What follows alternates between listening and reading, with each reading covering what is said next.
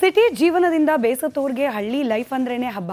City ಜನರಿಗೆ ಕೃಷಿ ಪರಿಚಯ ಮಾಡುವ ಉದ್ದೇಶದಿಂದ ಆರಂಭಗೊಂಡ ಕೃಷಿ ಮೇಳ ಜನರನ್ನ ಕೈ ಬೀಸಿ ತನ್ನತ್ತ ಕರೀತಾ ಇದೆ.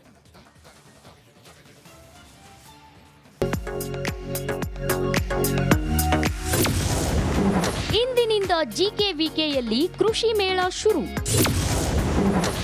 ಸಿಟಿ ಮಂದಿಯನ್ನ ಕೈ ಬೀಸಿ ಕರೀತಿದೆ ಕೃಷಿ ಮೇಳ. ಗೆಡ್ಡು ಬಾಲದ ಕ್ಯೂಟ್ ಕುರಿ, ಪ್ರಶಸ್ತಿಗಳ ಒಡೆಯ ಹಳ್ಳಿ ಕಾರ್, ಕೃಷಿಗೆ ಬಂದ ಡ್ರೋನ್ ಸ್ಪ್ರೇ, ಬಣ್ಣ ಬಣ್ಣದ ಬಾಯ್ಲರ್ ಕೋಳಿಗಳು, ನೋಡಿದಷ್ಟು ಕೌತುಕ ಹೆಚ್ಚಿಸೋ ಕೃಷಿ ಮೇಳದ ಝಲಕ್ ಇದು. ಸಿಟಿ ಜೀವನದಿಂದ ಬೇಸತ್ತಿರೋರಿಗೆ ಹಳ್ಳಿ ಲೈಫ್ ಅಂದ್ರೇನೆ ಹಬ್ಬ. ಸಿಟಿ ಜನರಿಗೆ ಕೃಷಿ ಪರಿಚಯ ಮಾಡೋ ಉದ್ದೇಶದಿಂದ ಆರಂಭಗೊಂಡಂತ ಕೃಷಿ ಮೇಳ ಜನರನ್ನ ಕೈ ಬೀಸಿ ತನ್ನತ್ತ ಕರೀತಿದೆ. ಹೆಬ್ಬಾಳ ಸಮೀಪದ ಜಿಕೆವಿಕೆಯಲ್ಲಿ ಇಂದಿನಿಂದ ಕೃಷಿ ಮೇಳ ಆರಂಭಗೊಂಡಿದೆ. ಮೇಳದಲ್ಲಿ ಗಮನ ಸೆಳೆದ ಡ್ರೈವರ್ಲೆಸ್ ಟ್ರ್ಯಾಕ್ಟರ್. ಕೃಷಿ ಮೇಳದ ಸೆಂಟರ್ ಆಫ್ ಅಟ್ರಾಕ್ಷನ್ ಅಂದ್ರೆ ಅದು ಡ್ರೈವರ್ಲೆಸ್ ಟ್ರ್ಯಾಕ್ಟರ್. ನೋಡಿ, ಡ್ರೈವರ್ ಇಲ್ಲದೆ ಹೇಗೆ ಕೆಲಸ ಮಾಡ್ತಿದೆ ಅಂತ.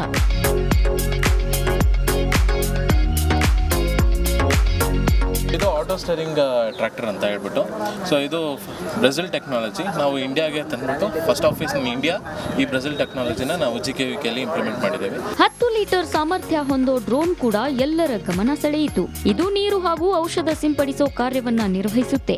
ಹಾಗೂ ಕೃಷಿ ಮೇಳದಲ್ಲಿ ಹಳ್ಳಿ ಕಾರ್ಗಳನ್ನ ನೋಡಿ ಫಿದಾ ಆಗೋದರ ಜೊತೆಗೆ ಹೊಲ ಕಾಯಲು ಆಟೋಮ್ಯಾಟಿಕ್ ಎಚ್ಚರಿಕೆ ಗಂಟೆ ಹೊಡೆಯೋ ಯಂತ್ರವನ್ನ ಕೂಡ ತಯಾರಿಸಲಾಗಿದೆ.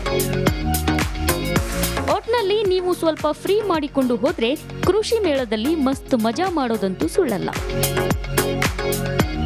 ದೀಪ್ತಿ ತೋಳ್ಪಾಡಿ, ರಿಪಬ್ಲಿಕ್ ಕನ್ನಡ, ಬೆಂಗಳೂರು. ಅವರು ಒತ್ತುವರಿ ಮಾಡಿಕೊಂಡು ಮನೆ ಮೇಲೆ ಮನೆ ಕಟ್ಕೊಂಡು ಹಾಯಾಗಿದ್ರು. ಆದರೆ ಅವರಿಗೆ ಇವತ್ತು ಬಿಡಿಎ ಏಕಾಏಕಿ ಶಾಕ್ ನೀಡಿದೆ. ಅನಧಿಕೃತ ಕಟ್ಟಡಗಳನ್ನು ತೆರವುಗೊಳಿಸುವ ಮೂಲಕ ತನ್ನ ಜಾಗವನ್ನ ಮತ್ತೆ ವಾಪಸ್ ಪಡೆದಿದೆ.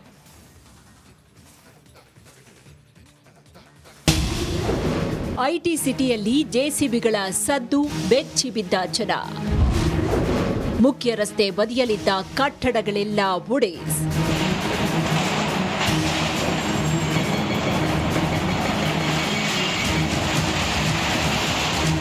ಒಂದ್ ಕಡೆ ಆರ್ಭಟಿಸ್ತಾ ಇರುವ ಜೆಸಿಬಿ ಇಟ್ಯಾಚಿಗಳು, ಮತ್ತೊಂದ್ ಕಡೆ ನೆಲಸಮವಾಗ್ತಾ ಇರುವ ಅಂಗಡಿ ಮುಗ್ಗಟ್ಟುಗಳು, ಇನ್ನೊಂದ್ ಕಡೆ ಕಂಗಾಲಾಗಿ ನಿಂತಿರುವ ಜನ.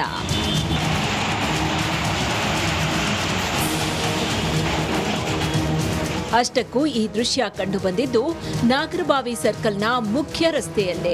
ಪೊಲೀಸರ ಭದ್ರತೆಯೊಂದಿಗೆ ಬಿಡಿಎ ವ್ಯಾಪ್ತಿಯ 30 ಗುಂಟೆ ಜಾಗವನ್ನ ಸ್ವಾಧೀನಪಡಿಸಿಕೊಳ್ಳಲಾಗಿದೆ.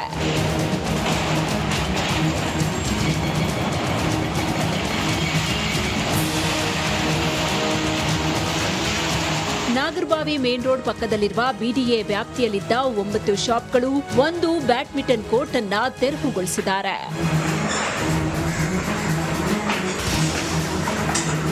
ಈಗಾಗಲೇ ಬಿಟಿಎಂ ಬಡಾವಣೆಯ 42 ಕೋಟಿ ಮೌಲ್ಯದ ಆಸ್ತಿಯನ್ನ ವಶಪಡಿಸಿಕೊಂಡಿತ್ತು. ಇದೀಗ ನಾಗರಬಾವಿಯಲ್ಲಿ 60 ಕೋಟಿ ಮೌಲ್ಯದ 30 ಗುಂಟೆ ಜಾಗವನ್ನ ಬಿಡಿಎ ವಶಪಡಿಸಿಕೊಳ್ಳುವುದಕ್ಕೆ ಕಾರ್ಯಾಚರಣೆಯನ್ನ ಮುಂದುವರೆಸಿದೆ.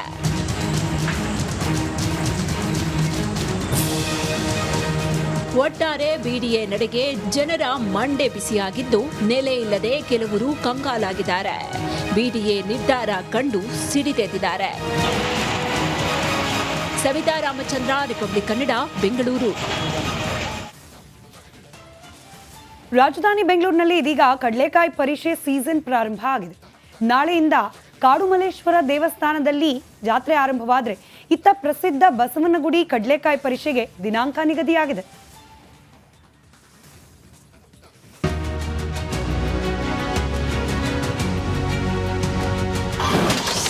ಬಸವನಗುಡಿ ಕಡಲೆಕಾಯಿ ಪರಿಷೆಗೆ ಡೇಟ್ ಫಿಕ್ಸ್. ಕಾಡುಮಲ್ಲೇಶ್ವರ ದೇವಸ್ಥಾನದಲ್ಲಿ ಕಡಲೆಕಾಯಿ ಪರಿಷೆ. ನಾಳೆ ಕಡಲೆಕಾಯಿ ಪರಿಷೆಗೆ ಅದ್ಧೂರಿ ಚಾಲನೆ. ಕಾರ್ತಿಕ ಮಾಸದ ಕೊನೆಯ ಸೋಮವಾರ ಬಸವನಗುಡಿಯಲ್ಲಿ ಹಬ್ಬದ ಸಡಗರ ಮೂಡಲಿದೆ. ಬೀದಿ ಬೀದಿಗಳಲ್ಲಿ ರಾಶಿ ರಾಶಿ ಕಡಲೆಕಾಯಿ ಹಾಕೊಂಡು ರೈತರು, ವ್ಯಾಪಾರಿಗಳು ಮಾರಾಟ ಮಾಡ್ತಾರೆ. ಈ ಸಮಯದಲ್ಲಿ ರಸ್ತೆಯ ಯಾವ ಕಡೆಯೂ ಜಾಗವಿಲ್ಲದಂತೆ ಜನಜಾತ್ರೆ ನಡೆದಿರುತ್ತೆ.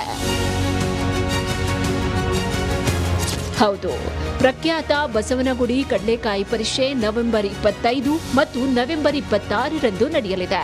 2 ದಿನ ನಡೆಯಲಿರುವ ಕಡಲೆಕಾಯಿ ಪರಿಷೆಯಲ್ಲಿ ವ್ಯಾಪಾರಿಗಳಿಗೆ ಸುಂಕ ವಸೂಲಾತಿಗೆ ಬ್ರೇಕ್ ಹಾಕುವುದಕ್ಕೆ ಮುಜರಾಯಿ ಇಲಾಖೆ ನಿರ್ಧರಿಸಿದ್ದು, ಮಳಿಗೆ ಹಾಕುವುದಕ್ಕೆ ಮುಕ್ತ ಅವಕಾಶ ನೀಡಿದೆ. ಯಾವುದೇ ಧರ್ಮದವರು ವ್ಯಾಪಾರ ಮಾಡಬಹುದು ಅಂತ ಸಚಿವ ರಾಮಲಿಂಗಾರೆಡ್ಡಿ ಹೇಳಿದರು. ಮತ್ತು ಹಿಂದೆ ಎಲ್ಲ ಅಂಗಡಿಗಳಿಗೆ ಹಣ ತಗೊಳ್ತಾ ಇದ್ರು. ಈ ಸಲ ಯಾವುದೇ ಹಣ ತಗೋಬಾರ್ದು ಅಂಗಡಿಯವ್ರ ಹತ್ರ ಅಂತ ಸ್ಪಷ್ಟವಾಗಿ ಹೇಳ್ಬಿಟ್ಟಿದ್ವಿ. 0 ಈ ಸಲ. ಯಾರು ಬೇಕಾದ್ರೂ ವ್ಯಾಪಾರ ಮಾಡ್ಬೋದು. ಯಾರು ಲಾಸ್ಟ್ ಟೈಮ್ ಯಾರೋ ಟೆಂಡರ್ ಹಾಕಿದ್ರು, ಅದನ್ನು ಈ ಸಲ ಟೆಂಡರ್ ಕರಿಬಾರ್ದು ಅಂತ ಆಗಿದೆ. ಇತ್ತ ಕಾಡು ಮಲ್ಲೇಶ್ವರ ದೇವಸ್ಥಾನದಲ್ಲಿ ನಾಳೆಯಿಂದ ಕಡಲೆಕಾಯಿ ಪರಿಷೆ ಆರಂಭವಾಗಲಿದೆ. 4 ದಿನ ಕಡಲೆಕಾಯಿ ಪರಿಷೆ ನಡೆಯಲಿದ್ದು, ಮಾಜಿ ಕೇಂದ್ರ ಸಚಿವ ವೀರಪ್ಪ ಮೊಯ್ಲಿ ಪರಿಷೆಯನ್ನ ಉದ್ಘಾಟನೆ ಮಾಡಲಿದ್ದಾರೆ. ಪ್ಲಾಸ್ಟಿಕ್ ಮುಕ್ತ ಪರಿಷೆ ಮಾಡಿ ಪರಿಸರವನ್ನ ಕಾಪಾಡಿ ಅಂತ ಮುಜರಾಯಿ ಸಚಿವರು ಮನವಿ ಮಾಡಿದ್ದು, ಸಾರ್ವಜನಿಕರು ಸಹಕರಿಸಬೇಕಾಗಿದೆ. Veeresh Hiremath, metro bureau, Republic Kannada. ಅವರೆಲ್ಲ ಸ್ವಂತ ಮನೆಯ ಕನಸು ಕಂಡವರು. ಆದರೆ ಆ ಕನಸಿನ ಮೇಲೆ ಅದು ಯಾರು ಕಣ್ಬಿತ್ತೋ ಏನೋ ಈಗ ಜನ ಕಣ್ಣೀರು ಹಾಕ್ತಿದ್ದಾರೆ. ಸಮಸ್ಯೆಗೆ ಪರಿಹಾರ ಸಿಕ್ಕೇ ಇರಲಿಲ್ಲ. ರಿಪಬ್ಲಿಕ್ ಕನ್ನಡ ವರದಿ ಬೆನ್ನಲ್ಲೇ ಬಿಗ್ ರಿಲೀಫ್ ಸಿಕ್ಕಂತಾಗಿದೆ.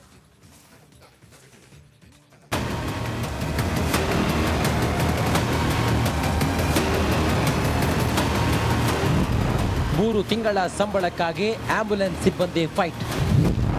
ರಿಪಬ್ಲಿಕ್ ಕನ್ನಡ ವರದಿ ಬೆನ್ನಲ್ಲೇ ಸಿಕ್ತು 2 ತಿಂಗಳ ಸಂಬಳ. ಬೇರೆಯವರ ಜೀವ ಉಳಿಸೋ ಆಂಬ್ಯುಲೆನ್ಸ್ ಸಿಬ್ಬಂದಿ ಸಮಸ್ಯೆ 108ಗಿಂತ ಜಾಸ್ತಿ ಆಗಿದೆ. ಸಕಾಲದಲ್ಲಿ ಆಸ್ಪತ್ರೆ ತಲುಪಿಸಿ ಜೀವ ಉಳಿಸುವ ಜೀವರಕ್ಷಕರಿಗೆ 3 ತಿಂಗಳಿಂದ ಸಂಬಳ ಸಿಕ್ಕಿರಲಿಲ್ಲ. ಸಂಬಳಕ್ಕಾಗಿ ಪ್ರತಿಭಟನೆಗೆ ಇಳಿಯಲು ಸಿಬ್ಬಂದಿ ಸರ್ಕಾರಕ್ಕೆ ಡೆಡ್ಲೈನ್ ಕೂಡ ನೀಡಿದ್ರು. ನವೆಂಬರ್ 26ರ ರಾತ್ರಿವರೆಗೆ ಸರ್ಕಾರಕ್ಕೆ ಡೆಡ್ಲೈನ್ ನೀಡಿದ್ರು. ಅಷ್ಟರೊಳಗೆ ಸಂಬಳ ನೀಡಬೇಕು, ಇಲ್ವಾದ್ರೆ ಪ್ರತಿಭಟನೆ ಮಾಡೋದಾಗಿ ಎಚ್ಚರಿಸಿದ್ರು. 3,500 ಜನ 108 ಆಂಬ್ಯುಲೆನ್ಸ್ ಸೇವೆಯಲ್ಲಿ ತೊಡಗಿದ್ದಾರೆ. ಆದ್ರೆ 3 ತಿಂಗಳಿಂದ ಈ ಸಿಬ್ಬಂದಿಗೆ ಸಂಬಳ ನೀಡಿಲ್ಲ. ಸಂಬಳ ಕೊಡಬೇಕಾದ EMRI ಗ್ರೀನ್ ಹೆಲ್ತ್ ಸಂಸ್ಥೆ ಕಳ್ಳಾಟವಾಡ್ತಿತ್ತು. ಈ ಬಗ್ಗೆ ನಿಮ್ಮ ರಿಪಬ್ಲಿಕ್ ಕನ್ನಡ ವರದಿ ಮಾಡಿತ್ತು. ಇದರ ಬೆನ್ನಲ್ಲೇ ಎಚ್ಚೆತ್ತು 2 ತಿಂಗಳ ಸಂಬಳ ನೀಡಲು EMRI ಗ್ರೀನ್ ಹೆಲ್ತ್ ಸಂಸ್ಥೆ ಒಪ್ಪಿಕೊಂಡಿದೆ. ಸರ್ಕಾರ ಸಿಬ್ಬಂದಿ ವೇತನ ಬಾಕಿ ಉಳಿಸಿಕೊಂಡಿಲ್ಲ. GVK ಕಂಪನಿಗೆ ಕಾಲಕಾಲಕ್ಕೆ ಹಣ ಪಾವತಿಸಲಾಗಿದೆ ಎಂದು ಆರೋಗ್ಯ ಸಚಿವರು ಮಾಹಿತಿ ನೀಡಿದ್ದಾರೆ. ವರದಿ ಬಳಿಕ ಹಣ ನೀಡದೆ ಕಳ್ಳಾಟವಾಡ್ತಿದ್ದ EMRI ಗ್ರೀನ್ ಹೆಲ್ತ್ ಸಂಸ್ಥೆ ಕೊನೆಗೂ ಹಣ ರಿಲೀಸ್ ಮಾಡುವುದಾಗಿ ಭರವಸೆ ನೀಡಿದೆ. ಆದರೆ ಬಾಕಿ 1 ತಿಂಗಳ ವೇತನ ಕೂಡ ನೀಡುವಂತೆ ನೌಕರರು ಪಟ್ಟು ಹಿಡಿದಿದ್ದಾರೆ. ಶನಿವಾರ ಸಂಜೆವರೆಗೆ ಗಡುವು ನೀಡಿದ್ದು, ಶನಿವಾರದ ಒಳಗೆ ವೇತನ ನೀಡದೆ ಹೋದರೆ ಪ್ರತಿಭಟನೆ ಮಾಡುವುದಾಗಿ ಎಚ್ಚರಿಕೆ ನೀಡಿದೆ. ಇಲ್ಲವಾದಲ್ಲಿ ಸೇವೆಗೆ ಹಾಜರಾಗದಿರಲು ನೌಕರರು ನಿರ್ಧಾರ ಮಾಡಿದ್ದಾರೆ. ಇತಿ ತೊಳ್ಪಾಡಿ, ರಿಪಬ್ಲಿಕ್ ಕನ್ನಡ, ಬೆಂಗಳೂರು.